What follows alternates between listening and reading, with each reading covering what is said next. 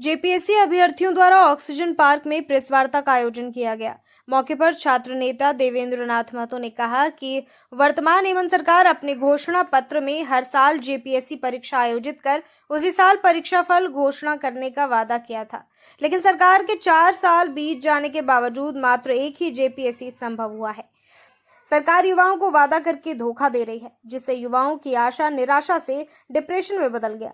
देवेंद्र नाथ महतो ने जेपीएससी और मुख्यमंत्री में अल्टीमेटम देते हुए कहा कि 10 दिनों के अंदर के 11वीं जेपीएससी मामले पर अगर कोई ठोस आश्वासन नहीं मिलता है तो चरणबद्ध आंदोलन की घोषणा की जाएगी।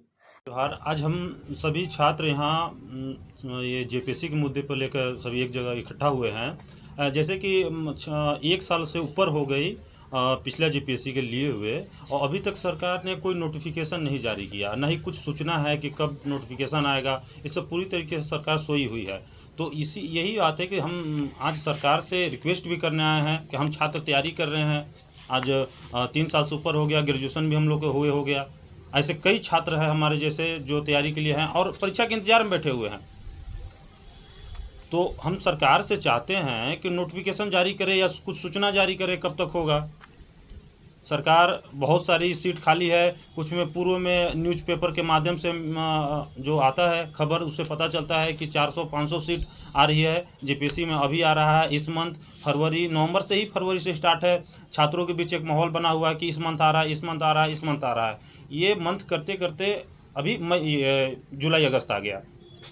अगस्त आने के बाद भी अभी कोई सूचना नहीं है, गवर्नमेंट ने नहीं दी है कि कब तक नोटिफिकेशन आएगा और छात्र इसी आस में लगाए हुए हैं। अगर सरकार नई नोटिफिकेशन लगाती है तो इसके बाद हम लोग सड़क पर उतरेंगे और सरकार से हम लोग सड़क पर उतरना चाहते हैं। हम लोग का काम पढ़ाई करना है, ना कि सड़क पर उतरना है। हम लोग छात्र तैयारी करना चाहते हैं। हमको बस एग्ज़ाम, सरकार से हमको यही कहना है कि सरकार बस हमें एग्ज़ाम में बैठने का हमको अनुमति दे, नोटिफिकेशन निकाले जिससे हम बैठ सके, हम एग्ज़ाम दे सकें और हमें उसका परिणाम मिले। क्या ये चुनावी मैनिफेस्टो रह जाएगा क्या, 11वीं जेपीएससी को बार बार निकालना या फिर बोलना, चुनाव में बड़े बड़े भाषण करना? क्या लगता है आप लोग की? अभी तक तो ऐसा ही लग रहा है। सरकार आप लोग का बात मान लिया जाएगा, सुना जाएगा, कुछ ऐसा लगता है? कुछ प्रयास निकल के कुछ सामने आएगा? नहीं, हमको तो नहीं लगता, क्योंकि हम लोग सीएम सर से मिलने के लिए समय भी मांगे थे पिछला शनिवार को। तो सीएम सर अभी तक कोई सूचना नहीं आया। वहाँ के जो भी अफसर थे, चाहे जो भी बैठते हैं ऑफिस में, उन्होंने कहा कि सोमवार लग रहा है। सरकार आप लोग का बात मान लिया जाएगा, सुना जाएगा, कुछ ऐसा लगता है? कुछ प्रयास निकल के कुछ सामने आएगा? नहीं, हमको तो नहीं लगता, क्योंकि हम लोग सीएम सर से मिलने के लिए समय भी मांगे थे पिछला शनिवार को। तो सीएम सर अभी तक कोई सूचना नहीं आया। वहाँ के जो भी अफसर थे, चाहे जो भी बैठते हैं ऑफिस में, उन्होंने कहा कि सोमवार को आप लोग को सूचना दिया जाएगा, लेकिन अभी तक कोई सूचना वैसा आया नहीं। तो क्या माने, सरकार ऐसा नहीं, कागज नहीं गया और नहीं जा रहा तो फिर ऑफिस में बैठा क्यों है? सीएम ऑफिस में बैठना नहीं चाहिए। हम छात्र जा रहे हैं, हम छोटे लोग हैं। अगर छात्र की बात भी तो सुनना चाहिए। सिर्फ वीआईपी लोगों से मिलने के लिए सीएम सर थोड़ी हैं कि वीआईपी लोग तो भाई ऊपर के लोग होते हैं। छोटे लोगों से भी सीएम हाउस में मिलने कर वही सरकार अच्छा होता है। वही काम करने वाले सरकार कहा जाता है, जो आम लोगों तक, सीएम हाउस तक पहुँचो। ये नहीं कि बड़े लोग गए वीआईपी से, बड़े बड़े गाड़ियों से गए तो अफसर गेट खोल दिए, और जो साइकिल से गए, चाहे मोटरसाइकिल से गए, तो गेट भी ना खुले। तो क्या मतलब इसी सरकार के? ये तो हाई फाई वाली सरकार हो गई। ऐसी सरकार तो हम झारखंड वासी आशा नहीं करते हैं। इलेक्शन समीप है, लगता है फिर से बात सुना जाएगा आप लोगों का? हम तो बात चाहेंगे कि सरकार सुने, और इसीलिए सरकार को भी हम लोग बनाए, हम ही वोट देते हैं और इसी आशा से देते हैं सरकार को वोट की हमारी बात सुना जाए। जब बात नहीं सुनी जाएगी तो भाई हम सरकार के खिलाफ ही रहेंगे। भाई बात सुनने के लिए हम किसी को रखते हैं ना, कि हमारी बात वहाँ सुना जाए। अब जब छात्रों की बात वो नहीं सुनेंगे तो हम सड़क पर उतरेंगे।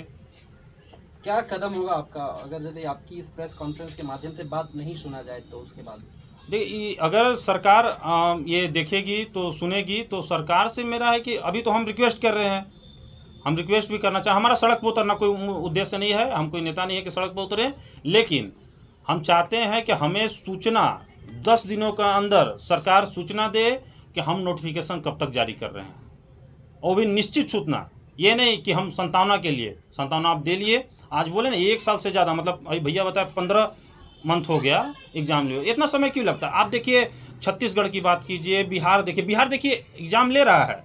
और इस राज्य का जो यहाँ के, चूंकि जेपीएससी से जो भी आएंगे वो इस राज्य का, झारखंड का पूरा विस्तार से उसको जानकारी उसको रहेगा। यहाँ की भाषा, संस्कृति, रीति रिवाज, परंपरा तो तमाम झारखंड को जानने वाले जेपीएससी के माध्यम से अगर यहाँ डीसी डीडीसी बनेंगे तो इस राज्य के हितार्थ के लिए बहुत कल्याण साबित होगा।